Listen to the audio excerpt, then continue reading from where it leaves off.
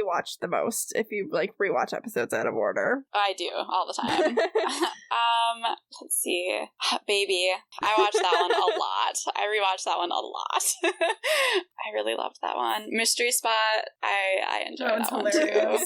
It's just funny. I mean, also sad, but like funny. I don't know. Mystery Spot takes such a dark turn. It like, does. At, like the 30-minute mark. It's like pure delight for 30 minutes and then like so dark for 15 minutes. I know. The episode I think I've rewatched the most is almost definitely season 5, episode 16, Dark Side of the Moon. It's a good one. I don't know why, but I really enjoy like discourse about the boys. I'm always scared to make videos about it because I don't want to end up on the wrong side of TikTok. Yeah, I feel ya. For people who don't have TikTok, the wrong side of TikTok is the side where people ship Sam and Dean romantically, even though they're biological siblings. I definitely take Destiel there. I'm like, Destiel Heller. Like, get me out of this, make me stay on the right side. Like, don't get me over there. I don't want it. Because I have so much to say about the potential implication that Sam and Dean are soulmates, like, platonically, but I'm so afraid to talk about it. No, you're right, though. It's so hard in this fandom because it's like, I want to, like, study them and study their relationship. I'm definitely gonna make episodes, probably plural episodes about it at some point, but, like, Yeah, I dive into it, I have so far, just, like, a little bit here and there. Like, I think recently I talked about how, like, their touch is grounding to each other. They always reach out and touch each other.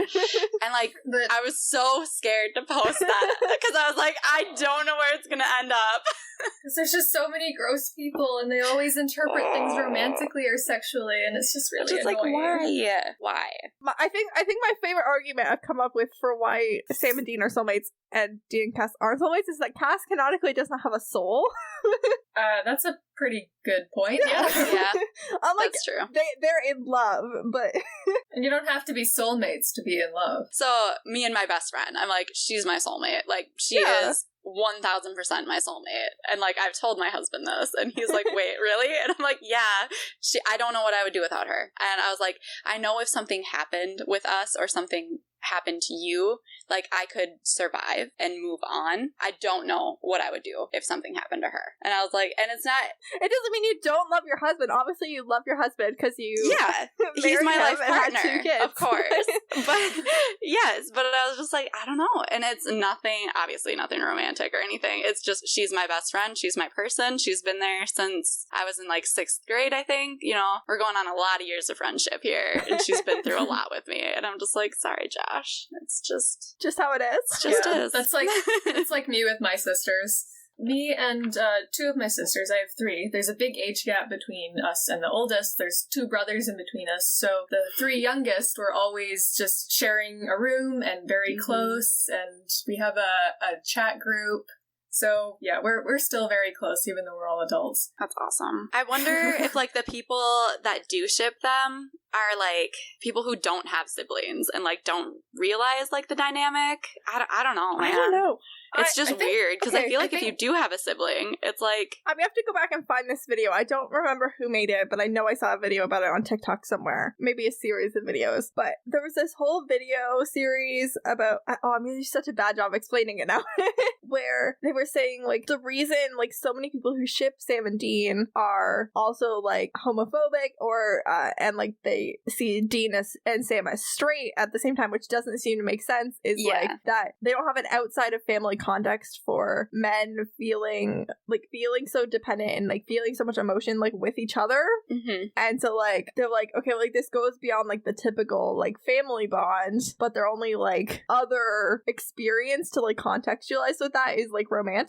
Sure. Okay. No, that makes sense. And also, I get what you're saying. One thing that I've read about a lot since learning that I'm ace was just there's this, I guess, normalizing romance and sex in our society, and often we just don't really hold other relationships to the same level or value them as much. So we often just assume that something has to be romantic or sexual in order for it to have value. Yes, yeah. Mm-hmm. Yeah, I think that's it. Yeah, yep. It's a difficult fandom to be in, I think, because everyone is so divided on so many things. Yeah. Like that is one of the big divides. John love versus John hate is another one that divides people pretty thoroughly. You can appreciate him as a character without liking him as a person. Yeah. Yeah. Could you list your top 5 favorite episodes? Could you narrow it down to 5 out of 327? Right. So not in order, because the order probably The shifts order all the changes time. But probably Baby, The Man Who Would Be King, of course. Shit, that wasn't on my list, and it totally is. Oh man, it's so good. What else? Oh no, I'm blanking. I like Mystery Spot a lot. Anything in Purgatory. 15-9. 15-9. Which one's that scene. again? Oh, okay. Purgatory prayer scene. Yep. Purgatory prayer scene. Oh yep. my god. Yep. Okay, so that one. And then I hate 15-18, but I love it. Okay. Yeah, fair. So that's a big one. I don't particularly like rewatching it, and I have to a lot. There's some scenes in there that I absolutely do adore, like outside of the context of it's the last time we see some of these people. Yes. Meredith, how far have you watched again? Up to the end of season 12? Yeah. Your rewatch has gotten you up to like mid-season 9, I believe, right? Yes. Do you have been watching like lately. 5 favorites out of that you could like list? Oh goodness. It's hard, honestly. I'll just think of some ones I like, and I'll probably leave out several favorites, but whatever. I really like Mystery Spot. That one's just so funny. I really like the Changeling episode with where we meet Ben. Yes. Okay. Partially because it's one of the few times I've actually seen like the Changeling mythology kind of done sort of accurately. Speaking of Ben, this is exactly why I have guidelines and not a rigid schedule.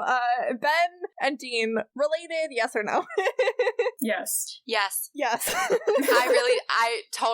I so believe that was his son. I mean, they even like they look alike, they act alike. I feel like it's only more obvious in season 6. Yep, it's like the nature versus nurture. There's just so much of Dean in him, even though Dean wasn't around. Yeah. 100%. I also really like Clap Your Hands If You Believe, the one where the fairies are kind of like aliens. That's a good one. That's one of my favorite Soulless Sam ones because it's like funny. It's just so good. Like I love fairies, and I also, before I watched this, I had this idea like, what if we did a movie that was kind of like an alien invasion, but it was fairies? That would be hilarious. And then they did the same thing. And I also love the X-Files, so this was just a good episode for me all around. I don't know. Was that 5 things? That's 3. 2 more. Okay. Let's see. Any episode with Charlie, I think. Valid. So we'll just count that as 1. And I think I have one more. Maybe Crossroad Blues was pretty good, actually. Oh, that is a good one. I always like the little history angles they have in here, especially because actually Robert Johnson was also on an episode of Timeless. There was a lot of crossover with Timeless. I mean, they're both created by Eric Kripke. Yeah. He likes H.H. Holmes and Robert Johnson, I guess. Misha Collins was in an episode of that, right? He was, actually. Yeah. Okay, yes. That's right. They both shows had Elliot Ness, and that's who Misha Collins played. Oh my god, Misha Collins is Elliot Ness.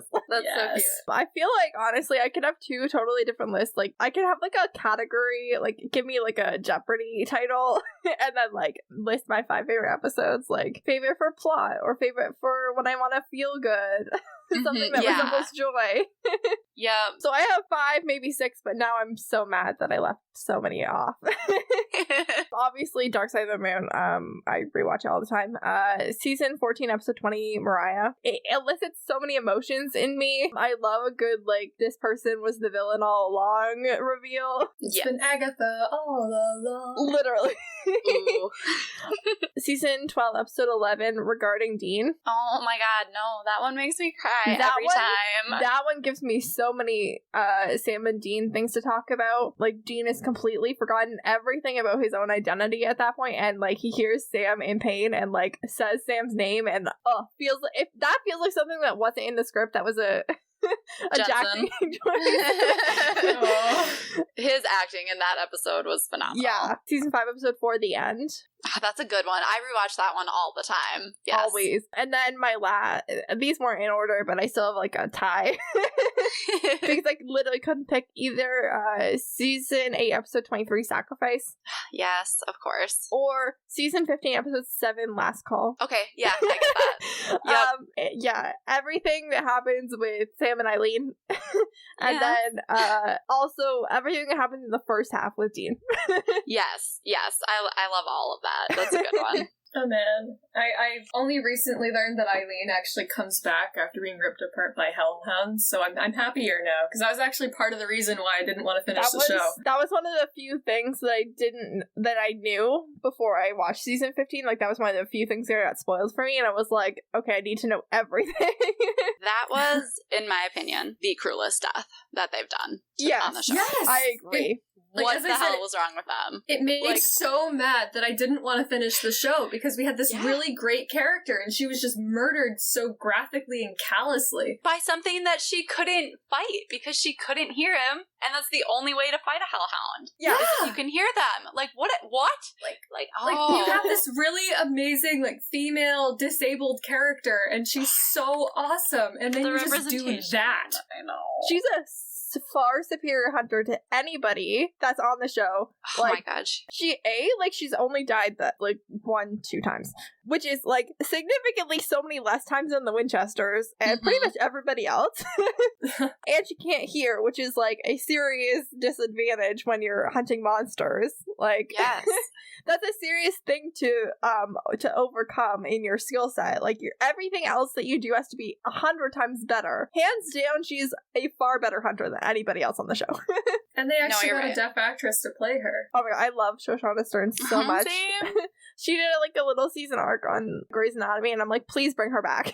Oh. It was just like quick little thing. She played like a little like visiting doctor for like 2 or 3 episodes. Oh my gosh, I stopped watching that show around. I don't even know what season. I'm in it for the long haul at 12, this point. Maybe? I don't know. Oh, man. It's not really my genre. I've never really wanted to watch it. I wrote this question specifically for Meredith. Oh boy. Because I already know her answers for it. Plot hole that you've never gotten over. Just something that was like dropped from the plot, anything like that. Okay, let me think about it for like 1 minute. Meredith, you answer first. Yeah. Jesse, the half-demon kid. Yes. He was such a powerhouse. He could have been so much more. I love that. And honestly, I saw this theory. I don't remember if I saw it on TikTok or a Tumblr post, but basically, instead of how season 15 was resolved, I saw a theory where Jesse and Jack teamed up. That could have been cool. Yeah, that would have been so much cooler than what they did. But for me, my biggest plot hole thing that was never mentioned again, that really should have been mentioned at least once or twice more, was season 12, episode 20, Twixt and Twine and Tasha Baines. Sam and Dean never found out that Max brought Alicia back. Sort of. Yeah. They never called Max when they fought the British Metal Letters, like later on in the season. They never checked on him. I literally just had to come to the conclusion for my own peace of mind that in this, we know that a couple of other hunters besides Eileen died in that spate of British Metal Letters killings, and I just have to believe that they were killed because they were never mentioned again, and that seems like people you'd want to contact once or twice. Right. Why wouldn't you call and ask them for help again? Because it's just I supernatural. just have to believe that they were dead or something. I know. Let's go with or something. That felt like the biggest deal in the world, honestly. Okay, I have mine. I think it's kind of it's my weird thinking though, so I don't really know if it holds anything. It's a hard question to come up with an answer on the spot for. This is a safe place for weird thinking. Okay, good. So when Dean gets the mark, he starts using the blade in season 9, and he realizes it's fucking with him. When he stops using it, he gets sick, and he doesn't want to eat, he doesn't want to sleep. You guys kind of remember that? Yeah. Okay, he dies and becomes a demon. In season 10, they cure him from being a demon, and he stops using the blade again. And everyone's like, yeah, Dean, you got this. Sheer willpower. And it's shouldn't he be getting sick again? Everyone's like, it's just his willpower. And I was like, that literally doesn't make sense. He should have to use the blade or get sick again or whatever. I don't know. It just kind of bothered me. That they were just no, he's just strong and he can just do this. And I was like, but he couldn't a season ago. The translation is, we the writers don't feel like dealing with this right now. Yeah. And then, like, Cain did it for they were like, well, Cain did it for thousands of years. But Cain was a demon. Like, Cain was a literal demon, like, and Dean had been cured from a demon. So it just didn't make sense that he, Cain like, had didn't have to hair. use. Oh my god, I love Cain. He was so pretty. This is the dumbest thing in the world, and I've not done any research or thought about this at all. I meant to make a TikTok